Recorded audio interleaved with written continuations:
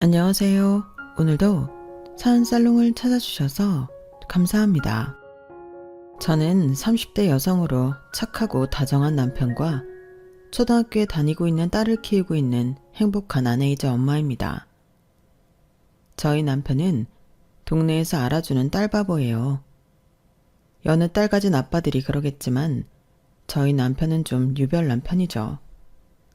언제나 선아 딸 생각뿐인데 어느 날은 딸을 데리러 갔다가 딸이 아빠, 나 남자친구랑 같이 갈 거니까 오늘은 데리러 오지 마 라고 문자를 보내 서운하다고 입이 대빨 나와 집에 돌아오기도 했는데 남편은 종종 저에게 이런 말을 했어요.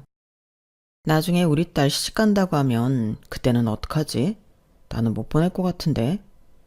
그냥 결혼하지 말고 평생 아빠랑 살자고 할까?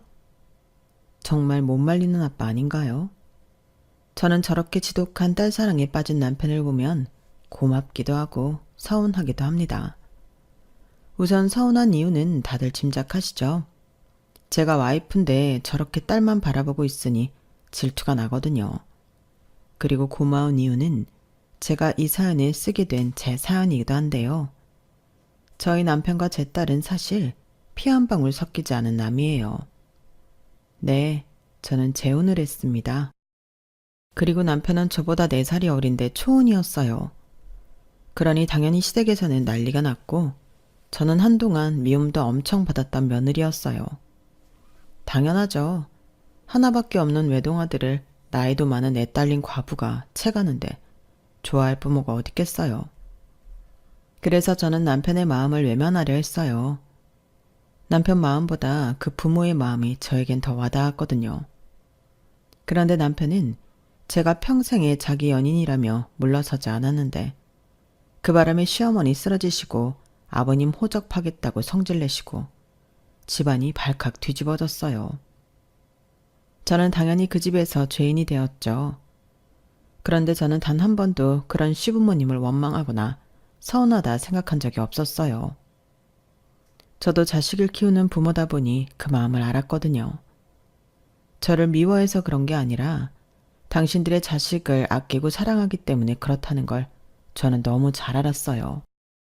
그래서 저 역시도 남편과 좋게 헤어지도록 노력을 많이 했는데 저희 남편이 원래 이거 다 하는 거에는 빠꾸하는 법이 없어서 한결같이 밀어붙이는 통에 제가 이렇게 삽니다.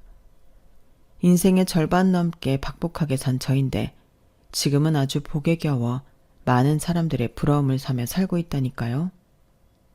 그런 거 보면 사람의 인생은 누구 말처럼 언제 어떻게 누굴 만나 달라지는지 알 수 없는 것 같은데요. 저와 전 시어머니 그리고 지금의 시어머니 인연도 특별하다면 특별한데 사실 이 사연도 남편 때문에 쓰려는 게 아니고 저희 두 시어머니에 대해 쓰려고 마음을 먹게 되었어요. 세상에 이런 기막힌 인연이 또 있을까. 당사자인 저조차도 놀랄 일인데 지금부터 제가 살아온 이야기와 더불어 기막힌 저희 시어머니들의 인연을 들려드릴게요. 저는 태생부터 박복하게 아주 찢어지게 가난한 집에서 태어났어요. 태어난 건 제 자유가 아닌데 부모님한테 사랑받지 못하고 단 한 번도 풍족하게 살아본 적이 없었어요. 옷도 몇 벌 없었고 준비물은 늘 다른 친구들에게 빌려달라고 했는데 그래서 친구들도 저를 별로 좋아하지 않았죠. 저도 예민한 여자아이인데 저도 제가 이렇게 사는 게 싫었어요. 하지만 투정도 상황 봐가면서 부리는 거라고 저희 집은 제가 투정을 부린들 아무도 받아줄 리가 없었는데요. 엄마는 매일 바빴고 아빠는 늘 술에 취해 있었거든요. 그러니 유일하게 언니가 제 친구이자 제 보호자 역할을 다했고 언니는 포기해. 우리는 빨리 커서 이 집을 나가는 게 살 길이야 라고 했는데 그래서 언니 말처럼 저는 빨리 어른이 되고 싶었어요. 그리고 저보다 2살 많은 언니는 고등학교를 졸업한 동시에 집을 나갔는데 공장에서 먹고 자고 하면서 지냈죠. 그러면서 다달이 저에게 용돈도 보내주고 유일하게 저를 챙겨줬는데 그런 언니는 금방 시집을 갔어요. 언니도 누군가의 사랑을 받고 편하게 살고 싶은 마음이 있었나 보더라고요. 그리고 전업주부가 된 언니는 더 이상 저를 챙기지 못했고 저는 그 이후에 어른이 되어 언니처럼 집을 나왔죠. 그리고 대학도 안 나왔고 자격증도 없기에 저 역시도 만만한 공장에 취직을 했어요. 솔직히 달리 힘든 것도 없더라고요. 저는 워낙에 집에서도 박하게 살았기 때문에 오히려 공장이 편하기도 했는데요. 제 방도 있고 밥도 주고 월급도 주니 저에게 공장은 집보다 더 좋은 천국이었어요. 그리고 그 천국에서 저는 첫사랑을 만났고 그 첫사랑이 제 첫 번째 남편이었는데요. 남편은 저보다 2살이 많았는데 마치 12살은 많은 것처럼 어른스러웠어요. 지금 생각해보면 남편도 저랑 같은 어린 사람이었는데 그때는 제가 남편을 엄청 큰 사람으로 여겼던 것 같더라고요. 그만큼 저는 남편에게 많은 부분을 의지했어요. 때론 아빠처럼, 때론 선생님처럼. 모르는 것이 있거나 어려운 부분이 있으면 가장 먼저 남편에게 상의하고 조언을 구했는데 그럼 마치 무슨 해결사처럼 남편이 제 문제를 100이면 100 척척 해결해 주었죠. 오빠, 이건 어떻게 해야 해? 나 어제 이거 분량 만든다고 반장님한테 혼났어. 오늘도 분량 만들면 나 다른 데로 보내버린대. 어떡해? 나는 아무리 해도 모르겠는데. 이건 말이야. 잠깐만. 이렇게 남편은 자기가 잘 모르는 것도 자기 일처럼 해결하려 노력했어요. 그리고 저에게 가르쳐줬고 저는 그런 남편의 도움으로 공장 생활을 잘할 수 있었는데요. 그뿐만이 아니었어요. 제가 소화가 잘 되지 않는 편이었는데 회식을 하거나 할 때 제가 과식이나 과음을 했다 싶으면 조용히 약국에 가서 약을 사와 저에게 주며 저를 걱정하고 챙겼는데 저는 그 세심한 배려에 반하고 말았죠. 그래서 내심 남편이 저를 좋아하고 있다는 확신이 들었고 매일매일 남편의 고백을 기다렸는데 이 남자가 잘해주기는 엄청 잘해주면서 그놈의 고백을 하지 않는 거예요. 그래서 혹시 나 혼자 착각하나? 원래 저렇게 모든 여자한테 다 친절한 사람인가? 혼자 애만 태웠는데 제가 참지 못하고 바로 물었어요. 오빠는 원래 그렇게 모든 여자들한테 다 잘해줘? 그게 무슨 소리야? 내가 언제 모든 여자들한테 잘해줬어? 아니, 나는 나한테만 잘해준다고 생각했는데 뭐야, 잘해줘도 싫다는 거야? 나는 민준이가 동생 같아서 잘해주고 싶었는데 그게 불편했어? 그게 아니고 그러니까 나를 좋아해서 잘해준 게 아니고 동생 같아서 잘해준 거야? 저는 남편의 동생 같아서라는 말에 실망했어요. 그리고 그런 마음이라면 앞으로 잘해주지 말라고 고를 냈는데 그 다음날 남편은 그게 다가 아니라며 자기도 조심스러워서 선뜻 고백을 하지 못했다며 자기 마음을 편지로 써줬는데 그 편지에는 구구절절 저를 좋아하는 마음이 가득했어요. 그리고 그 편지는 제 보물이 되었고 저희는 연인 사이가 되었는데요.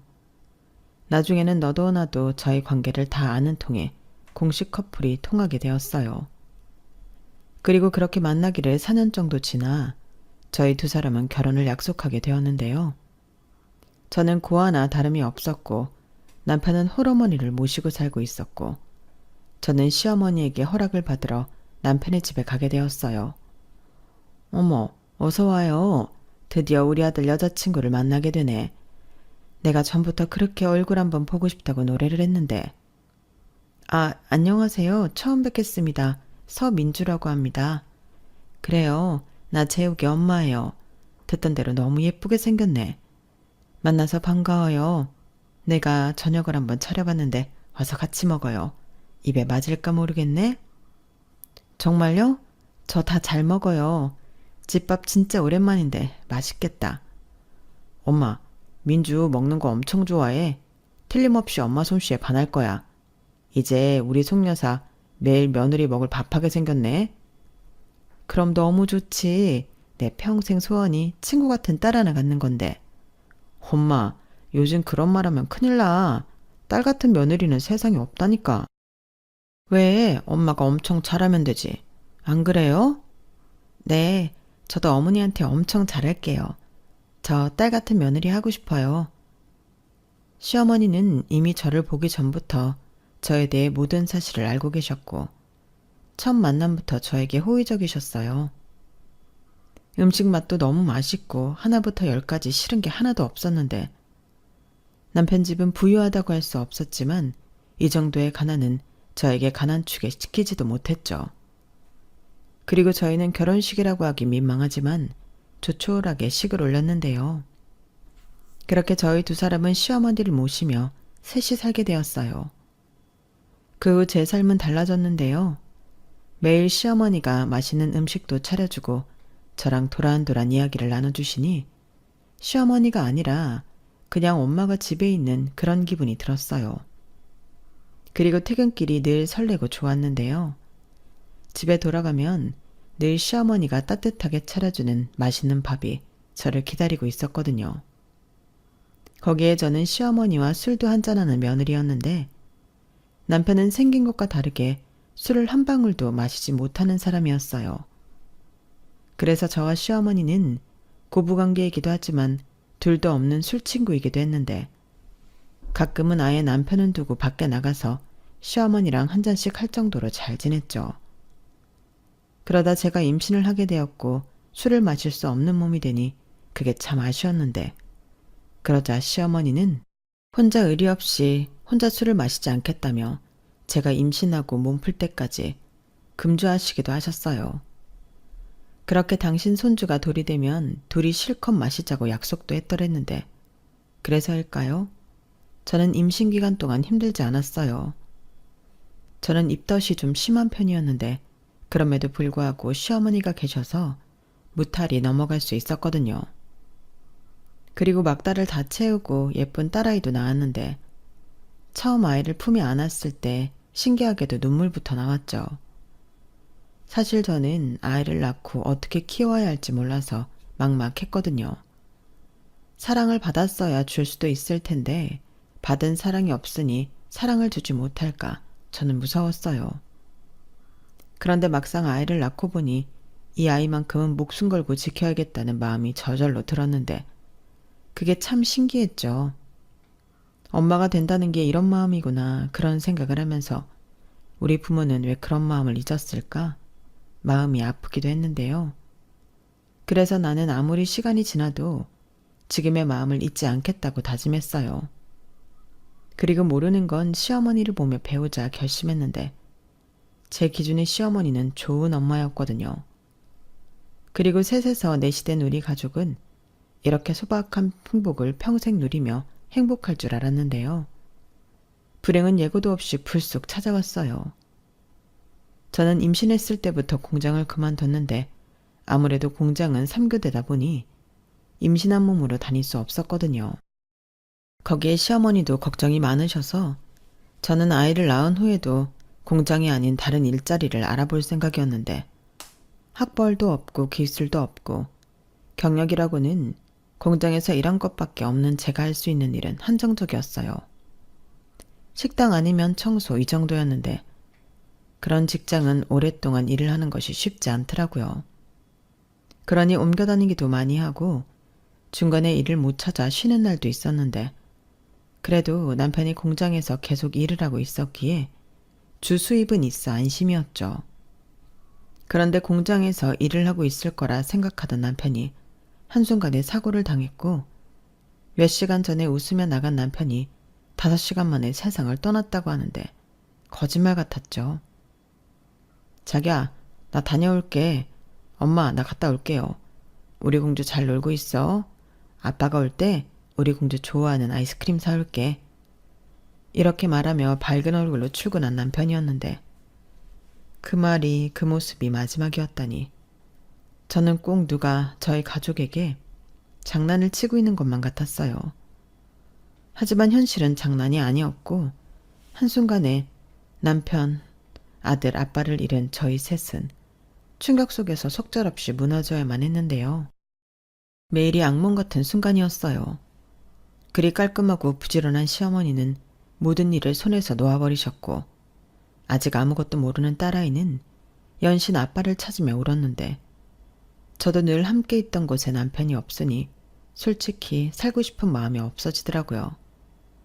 하지만 새끼가 있고 시어머니가 있었기에 저는 살아야만 했는데 그때부터 저는 죽지 못해 살았어요.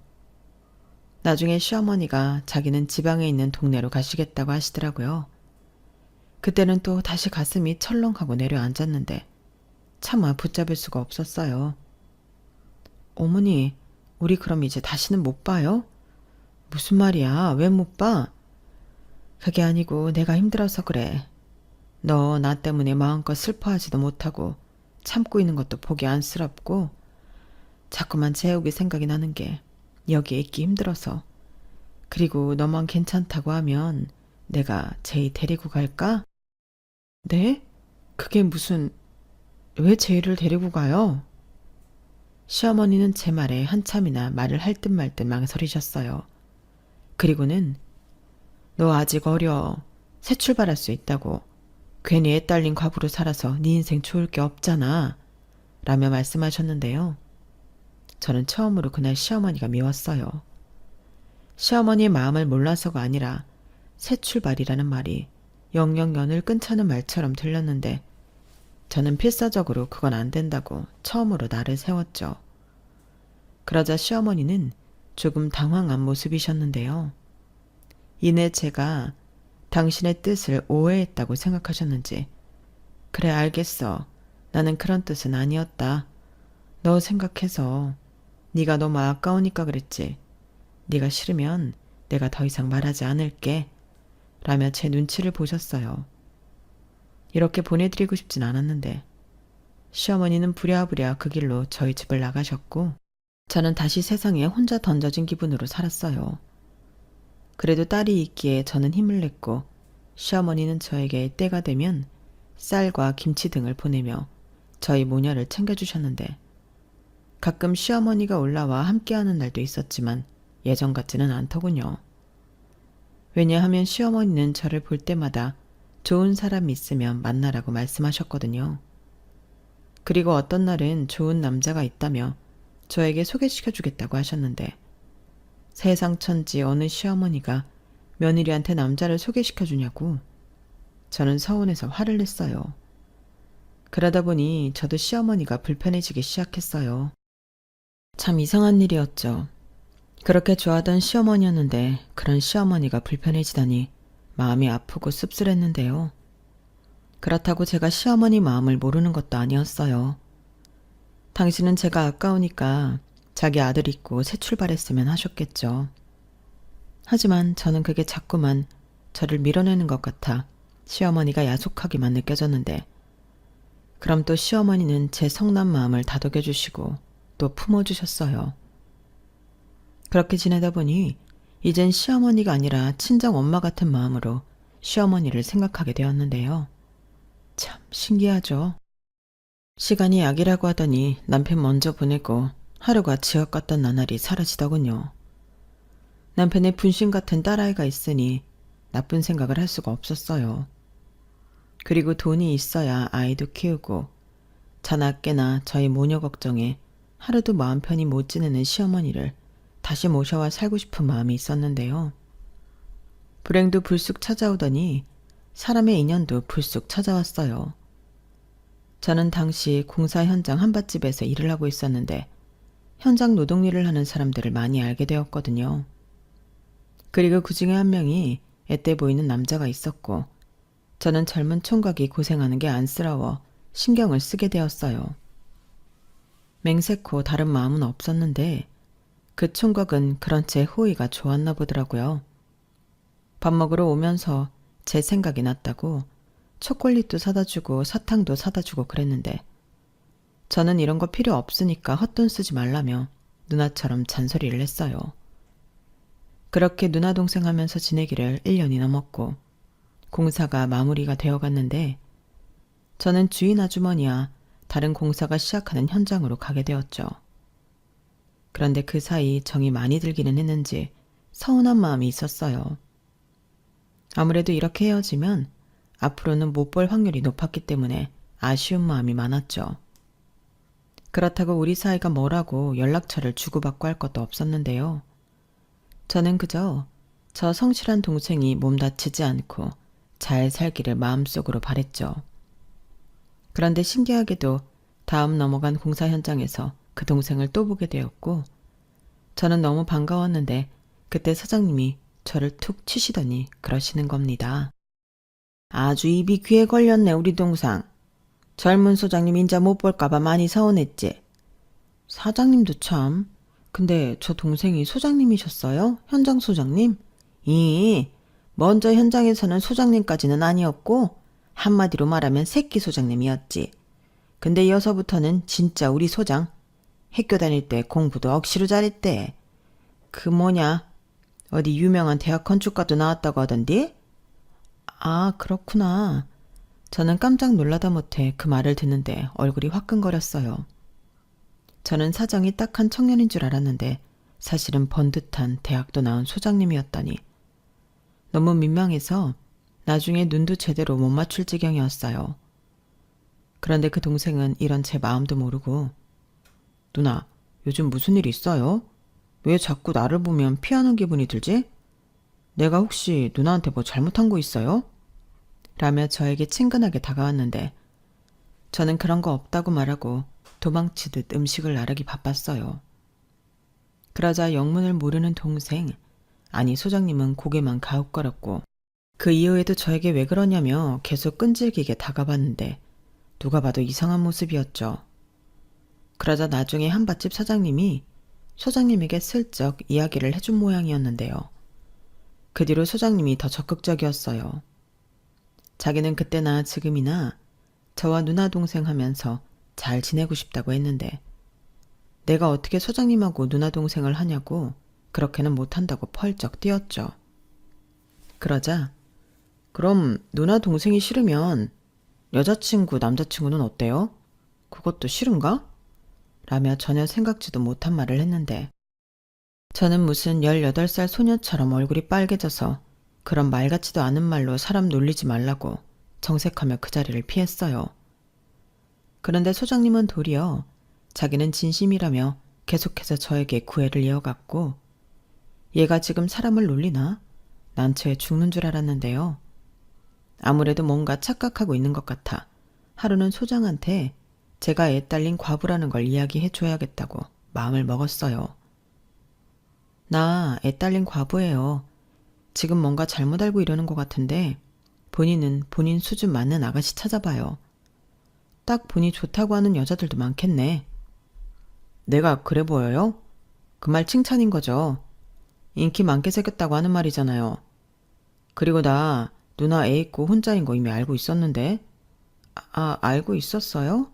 어떻게? 사장님한테 들었죠. 아니 혼났다고 말해야 하나? 그게 무슨... 내가 하도 누나한테 들이대니까 누나 상처 줄 것 같으면 하지도 말라고 엄청 화내셨어요.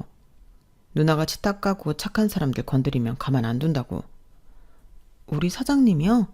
네, 사장님이 누나 엄청 생각하시던데. 여기 현장에선 둘이 엄마랑 딸인 줄 아는 사람들도 많아요.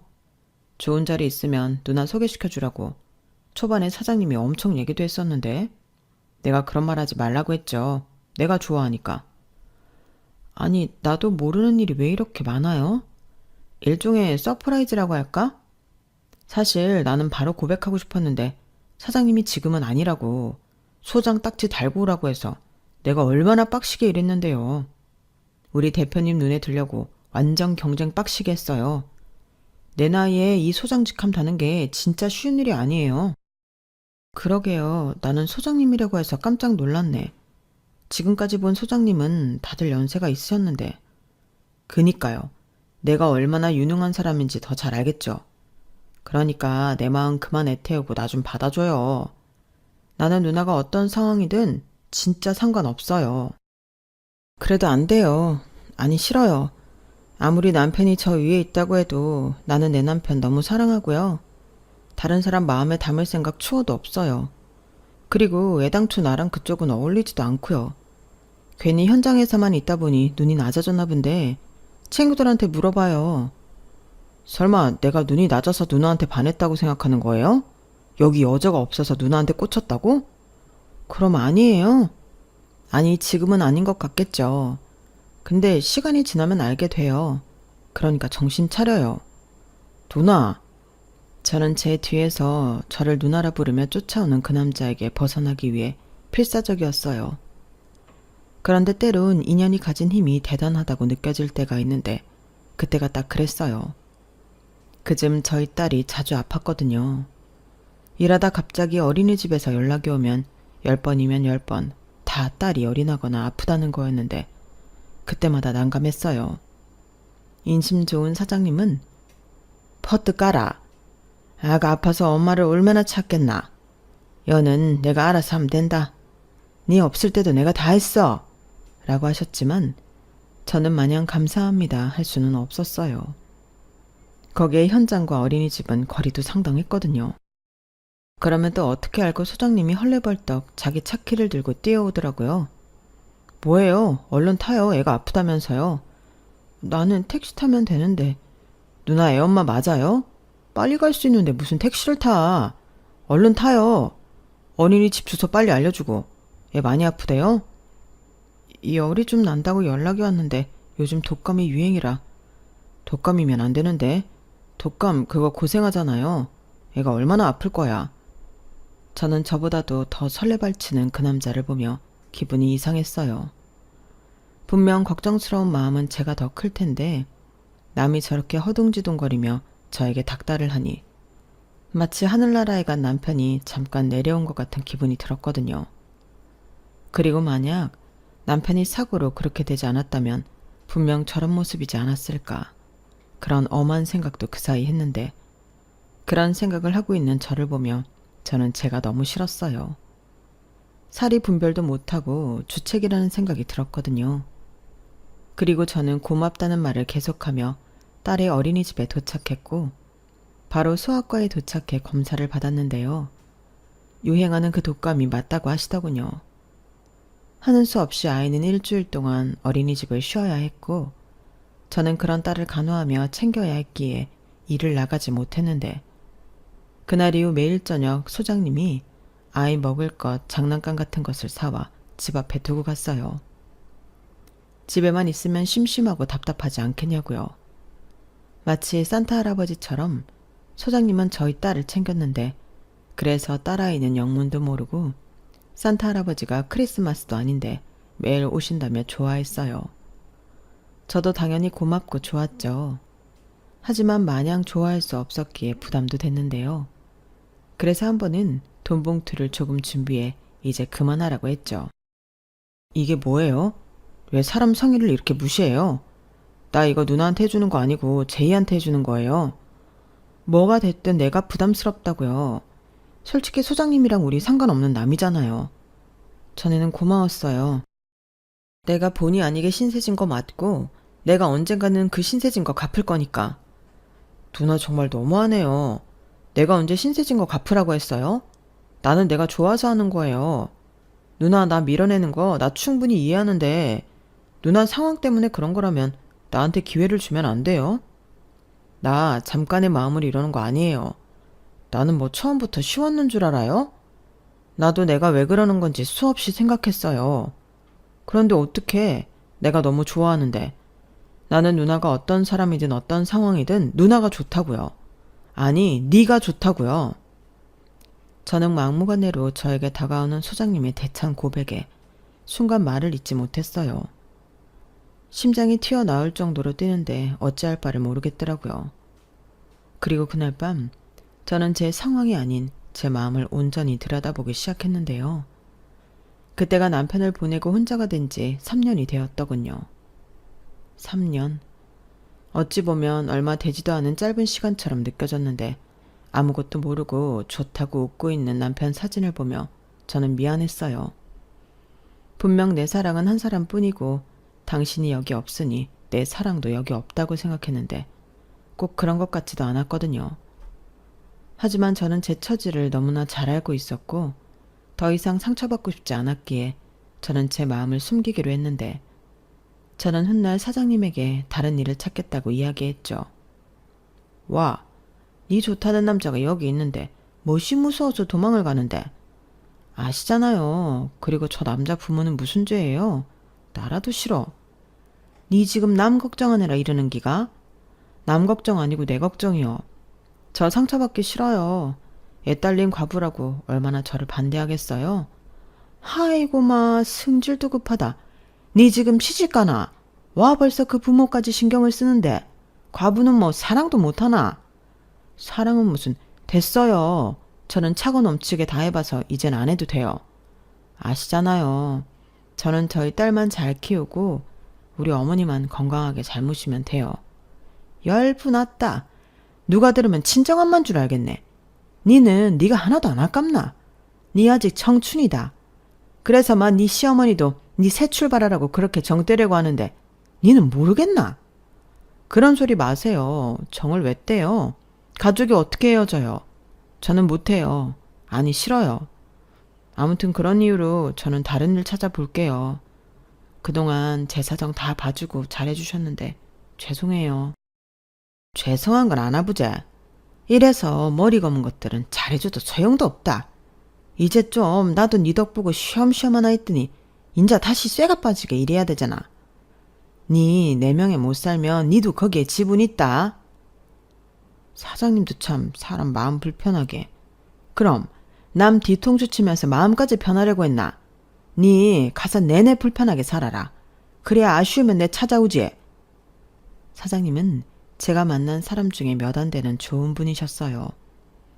그래서 이렇게 헤어져도 영영 못 본다고 생각하지 않고 내가 챙길 어른이라고 생각했는데 사장님은 제가 생각한 것보다 훨씬 많이 서운해 하시더라고요. 사실 사장님도 젊어서 남편을 병으로 잃고 홀로 남매를 키운 저와 처지가 비슷하신 분이었거든요. 그리고 저한테 자기는 너무 후회되는 게 남편 보내고 일만 한 게 최고로 후회스럽다고 하셨는데요. 아마도 그런 후회가 있었기에 저는 그러지 않길 바라셨나 보더라고요. 하지만 사장님도 그랬겠지만 저 역시도 먼저 간 남편을 배신하고 다시 누군가를 좋아하기는 쉽지 않았어요.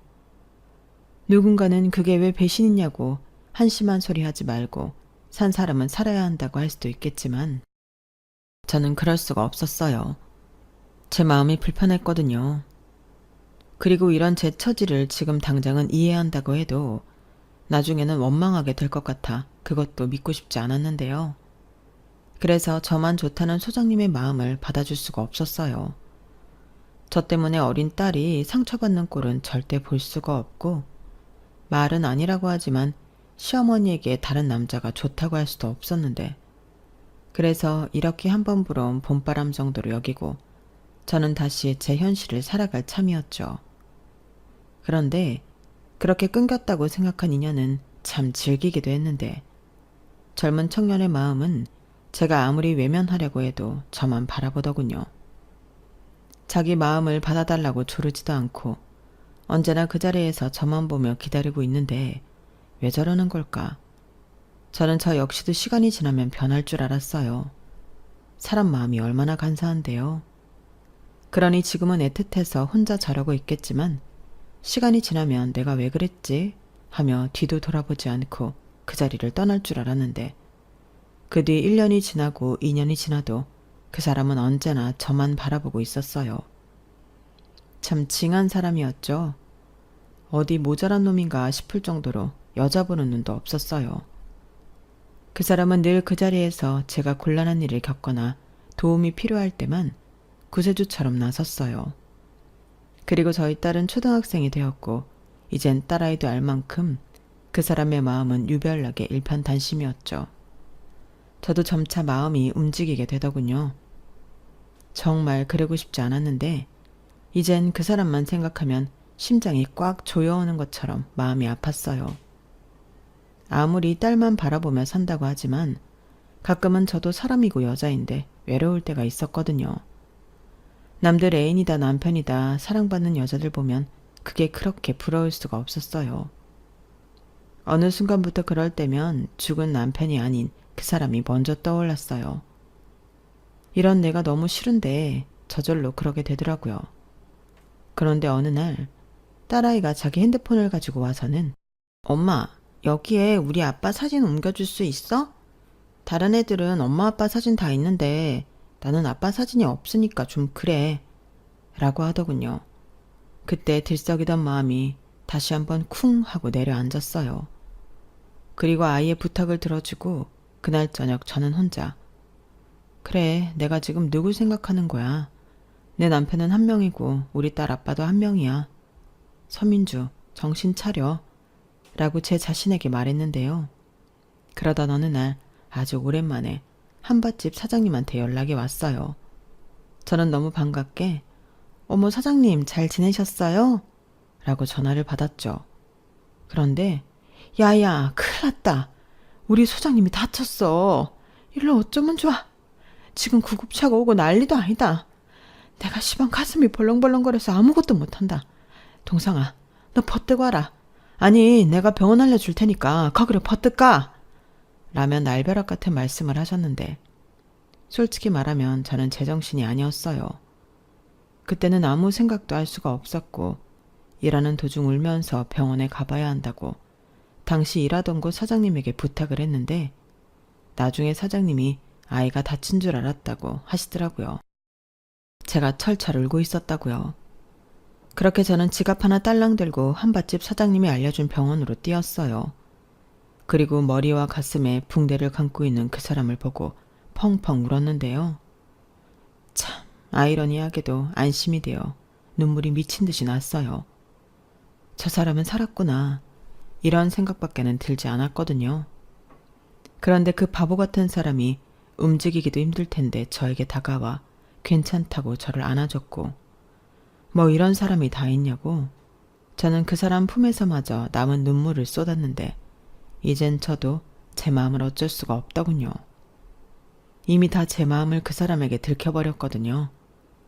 그런데 저보다 먼저 병원으로 달려온 그 사람의 부모님은 저를 절대 받아줄 수 없다고 반대하셨고 이 남자는 그럼 자식 하나 없는 셈 치라고 불효를 저지르는데 이런 일을 예상은 했지만 실제로 겪으니 너무 힘들었어요.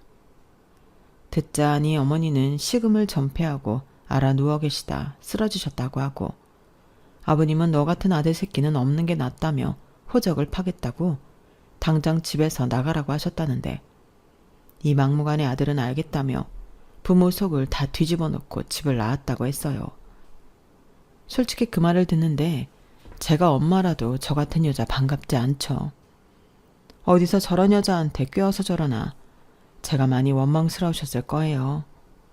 그래서 그때는 내가 미쳐서 그런 거라며 우리는 역시 안 되는 사이라고 필사적으로 사람을 밀어내려고 했는데요. 그때는 소용이 없더군요.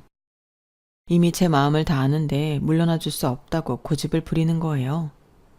그리고 얼마나 막무가내인지 아예 우리 집을 자기 집처럼 생각하고 출퇴근을 하는데 그때는 저도 저희 딸도 많이 놀랐죠. 저는 부모 속썩인 것도 아랑곳하지 않고 저러는 게 놀랍고 저희 딸은 좋아서 놀랐어요. 저희 딸이 그 남자를 삼촌이라고 부르며 많이 좋아했거든요.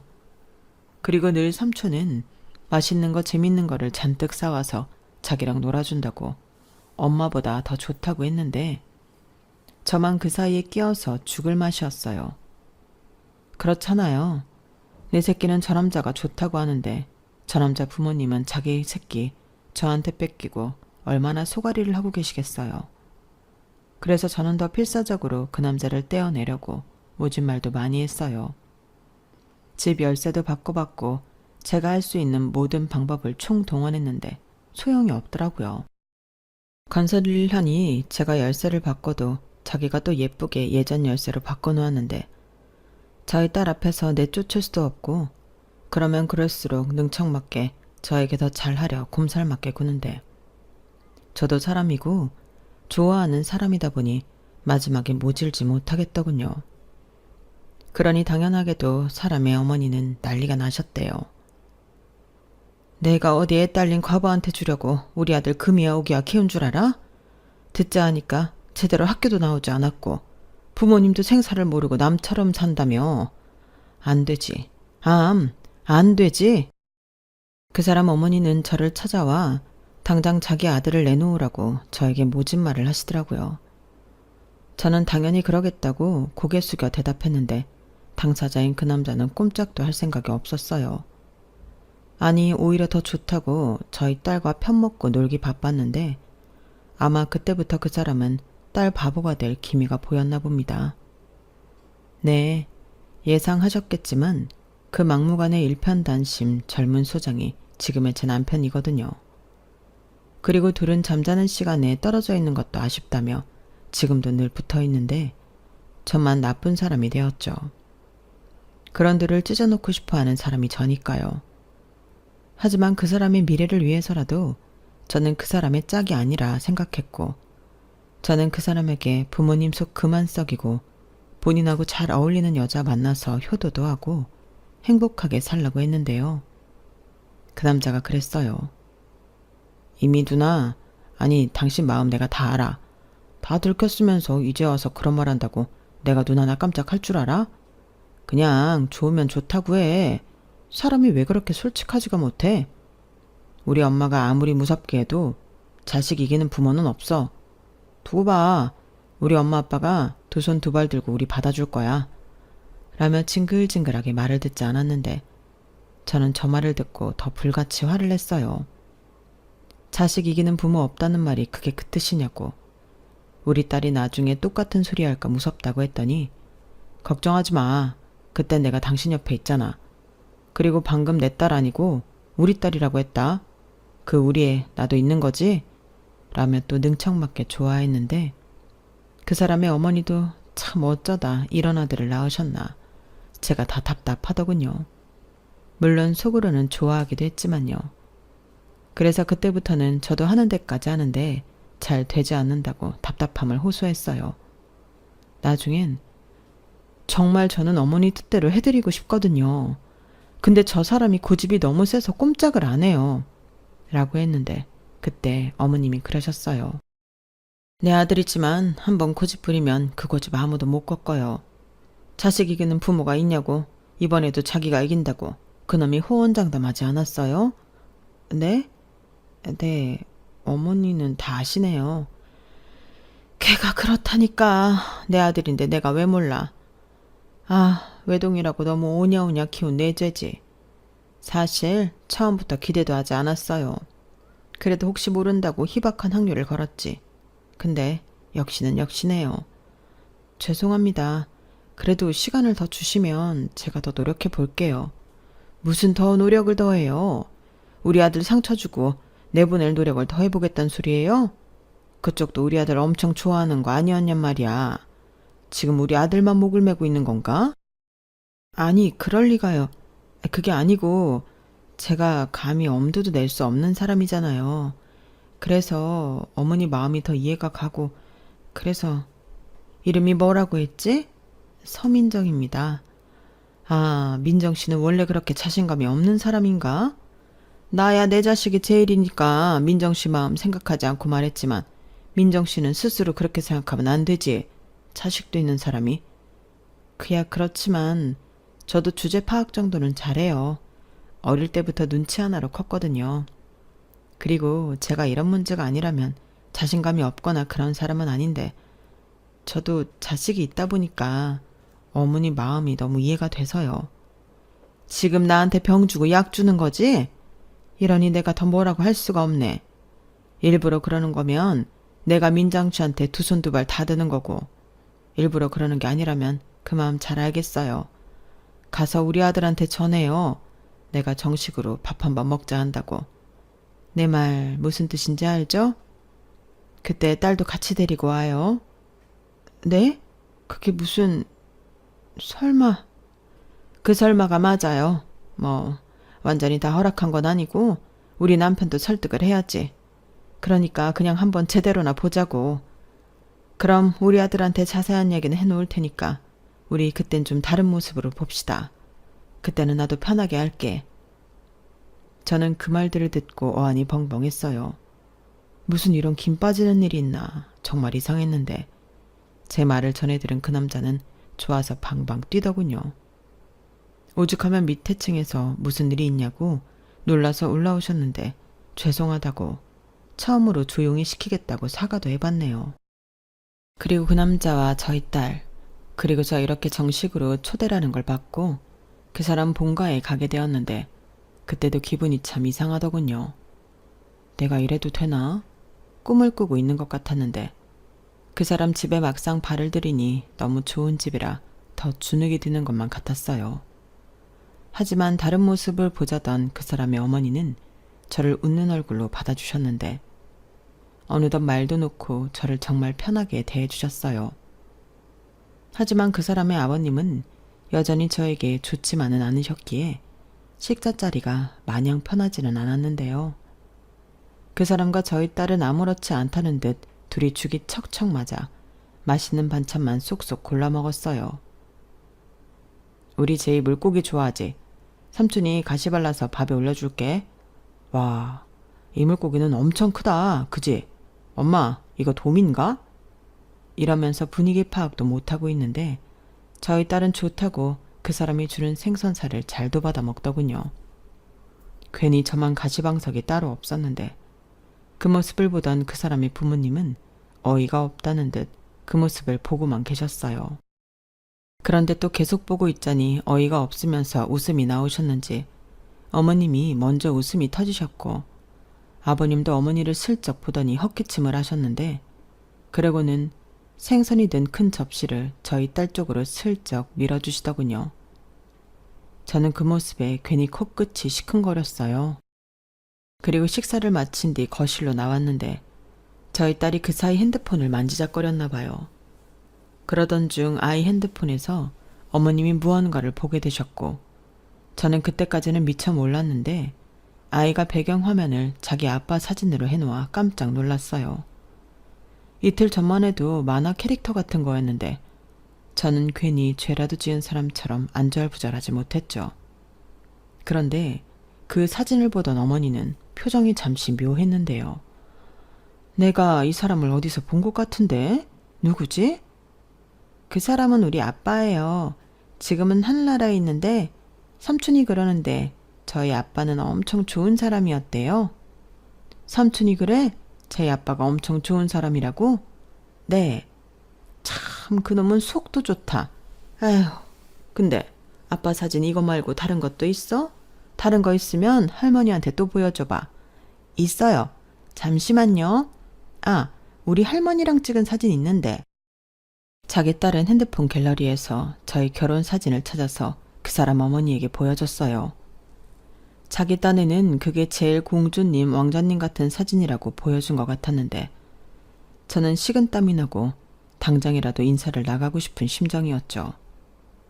그런데 저희 옛 결혼 사진을 본 어머니는 놀라서 그 자리에 풀썩 주저앉으셨는데 그 뒤 놀라운 말씀을 하기 시작하셨어요. 그리고 저는 본인은 아니었지만 어머님의 과거를 알게 되었는데 태생부터 부잣집 사모님이셨을 것 같았던 어머니는 젊어서 고생을 많이 하셨다 하더군요. 소위 말하는 식모살이를 어릴 때부터 하셨대요. 그리고 학교도 보내주고 친절을 베풀어주던 집이 있었다고 했는데 그 집이 제 시어머니의 외가였다고 하는 겁니다. 네? 아니 어떻게 그런 일이... 근데 오래되셨을 텐데 이 사람 사진 보고도 아시는 거예요? 그럼 나도 이 결혼식에 갔는데 내가 왜 몰라? 정말요? 어머님 정말 제 결혼식에 오셨어요? 그래, 내가 화영이 집에서 일할 때 그 집 사모님이 나랑 화영이랑 나이도 비슷하다고 학교도 보내주고 거의 딸처럼 키워주셨거든. 그래서 가끔 화영이랑은 연락도 주고받고 그렇게 지냈어. 내가 그 집에서 일한 지 한 4년인가? 그 집이 갑자기 어려워져서 헤어지게 되었는데 우리는 연락을 하고 지냈지. 화영이가 보기랑 다르게 자존심이 엄청 세거든. 그래서 보자는 소리는 잘하지 않았는데 이날은 결혼식이라고 불렀더라고. 아, 저희 결혼식 정말 조촐했는데 그래서 놀랐지. 결혼식은 조촐한데 셋이 너무 행복해 보여서 진짜 놀랐어. 근데 어쩌다 이런 인연이? 내가 화영이 며느리를 내 며느리로 들이게 되다니. 며느리요? 왜? 여기까지 와놓고 우리 아들이랑 결혼도 안 하게? 그나저나 참 이럴 때는 어찌야 싶네. 화영이 아니 먼저 시어머니랑은 연락하고 지내? 그럼요. 저희 시어머니 정말 좋으신 분이에요. 저처럼 가진 것 없고 보잘것없는 애 며느리로 받아주시고 사랑도 많이 주셨는데 이렇게 됐어. 그래, 나도 잘 알아. 참 좋은 애지. 근데 내가 며느리를 뺏어오는 꼴이 되었으니 일을 어쩌면 좋니? 저는 그땐 아무 말도 할 수 없었어요. 분명 저희 시어머니는 잘 됐다며 기뻐하실 것이 틀림없었지만 미래의 시어머니가 될 분 앞에서 그 말은 차마 할 수가 없겠더라고요. 그리고 두 분은 이런 인연으로 다시 만나게 되셨는데 편의상 전 시어머니, 현 시어머니라고 부르자면 전 시어머니가 더 많이 기뻐하셨어요. 그러면서 현 시어머니에게 나한테는 딸 같은 아이야. 다른 사람도 아니고 미연이 네가 우리의 시어머니라니 마음이 놓인다. 잘해줘. 내가 이렇게 부탁할게. 라고 말씀하시기도 하셨는데 현 시어머니는 걱정하지 말라며 이렇게 다시 엮이게 된 인연 한 가족이라 생각하고 재미있게 지내자고 먼저 손을 내미셨어요. 참 어찌 보면 기괴한 일이죠. 전 시어머니와 현 시어머니가 마치 사돈처럼 잘 지내다니. 그런데 저희는 지금까지도 그렇게 지냅니다. 전 시어머니는 이제 제 친정 엄마 역할을 하시거든요. 그리고 지금의 남편은 어떤 껄끄럼도 없이 전 시어머니에게도 참 잘하는데요. 그 마음 덕에 전 시어머니도 저희 집에 종종 왕래를 하세요. 세상에 이렇게 사람의 인연이 엮이기도 하더라고요. 솔직히 다른 사람 눈에는 어찌 보일지 몰라 가끔 전 시어머니를 보고 누구냐고 묻는 사람에겐 친정 엄마라고 말하고 있는데 하늘에 있는 아이 아빠가 서운해하지 않을까 마음이 쓰이곤 합니다. 자기 엄마 뺏어갔다고 삐쳐있으면 어쩌죠? 하지만 이렇게라도 제가 사랑하는 어머니를 곁에 두고 효도를 할 수 있어 다행이라고 생각해요. 그것도 몰래 하는 그런 게 아니라 지금의 남편과 저희 딸, 현 시어머니까지 모두 어울려 잘 지낼 수 있다니 이런 인연을 만나게 해준 하늘에 감사할 뿐입니다. 저는 가끔 이런 생각을 해요. 어쩌면 하늘에서 먼저 떠난 게 미안했던 아이 아빠가 지금의 남편을 저에게 보내준 것이 아닐까 하고요. 그러지 않고서야 나이도 많고 애도 있는 제가 뭐가 좋다고 저렇게 저만 바라보고 그 오랜 시간을 기다릴 수 있겠어요? 저는 앞으로도 저에게 모든 걸 다 바친 남편에게 제 남은 사랑을 모두 주며 오래오래 행복하고 싶습니다. 오랜 시간에 태운 만큼 제가 더 많이 사랑해 주려고요. 비록 지금은 딸에게 뺏겨버린 것 같기도 하지만 저는 그것도 너무 좋아요. 평생 아빠라는 자리는 못 채워줄 것만 같았는데 세상에서 가장 멋진 아빠가 되어준 남편에게 고맙고 사랑한다는 말을 전하고 싶습니다. 끝으로 제가 너무 사랑하는 전 시어머니와 현 시어머니에게 하고 싶은 말이 있는데요. 부디 오래오래 건강하게 제 곁에 있어주세요. 제가 효도 많이 하고 나중엔 두 분 사이좋게 크루즈 여행도 보내드리겠습니다. 요즘은 그런 생각으로 더 열심히 일하고 있거든요. 그리고 남편과 오손도손 할머니 할아버지가 될 때까지 알콩달콩하게 지내고 싶은 마음인데 많이 아팠던 만큼 남은 인생은 행복하고 싶습니다. 이상 제 파란만장하고 신기한 사연은 여기까지입니다. 제 사연 어떻게 들으셨나요? 가끔 세상에 놀라운 일이 벌어진다고 하던데 저는 그게 제 일이 될 줄은 꿈에도 몰랐어요. 그리고 그 덕에 이렇게 사연도 써보게 되었는데 앞으로 저는 스쳐가는 인연이라도 소중하게 열심히 살아보도록 노력하겠습니다. 언제 어디에서 어떻게 다시 만나게 될 인연이 될지 모르잖아요. 그리고 이왕이면 그 사람에게도 제가 꽤 괜찮은 사람으로 기억되길 바라는 마음인데 좋은 일은 꼭 이렇게 다시 돌아오나 봅니다. 그러니 더 좋은 마음으로 살아갈 수밖에요. 그리고 이런 세상의 진리를 저희 딸도 꼭 알았으면 하는데 저희 딸이 살아갈 미래는 더 따뜻하고 밝았으면 좋겠습니다. 그럼 여기서 제 사연은 줄이고요. 지금까지 사연 들어주셔서 감사합니다. 여러분들의 인생에도 좋은 인연들만 가득하길 바라며 안녕히 계세요. 여러분, 사연 댓글에 응원과 현명한 조언 부탁드려요. 좋아요와 구독은 저에게 큰 힘이 됩니다. 오늘도 좋은 일 가득하세요.